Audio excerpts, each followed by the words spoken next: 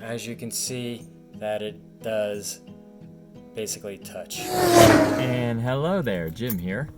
And I am at Speed Zone in New Jersey once again. It is Tuesday evening where we race hard bodies on the flat track. You know what? I forget the name of it. I think it might be called the Jersey Devil.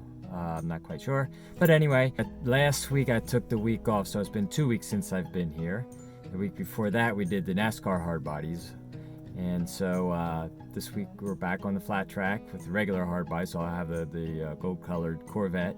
So the only thing different that I'm going to be trying tonight is the tires. These tires have one race on them from 2 weeks ago on the other track. So this will be the first time that I'm using these tires on the flat track. And we will see how it goes, and I'll give a little update when I'm finished.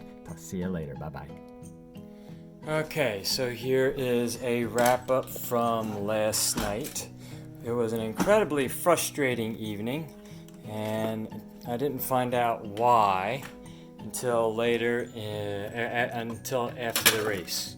Now my car was teched like it normally was, or is, before every race. I practiced. Didn't notice anything. However, as the race went along, I noticed that my car was incredibly sticky. Okay, lots of wheel hop coming out of all the corners, and the tires do have a lot more rubber on them than all the other guys, but there was something else going on. Well, first of all, these before the race started, or as I was practicing, these two screws right here fell off, and obviously I had not tightened them up when I transferred this body onto the car 2 weeks ago. But anyway, the race director, the guy, the manager said that my car was rubbing on the track. He said he could hear it.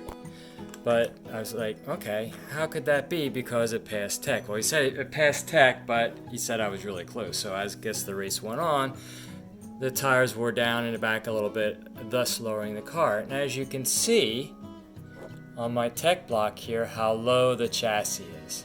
Now, if you move it all the way up to the, what's on the other side here, the indentation on the block, which is right here, and you move the guide flag up to there, so it's like race condition. As you can see that it does basically touch the tech block.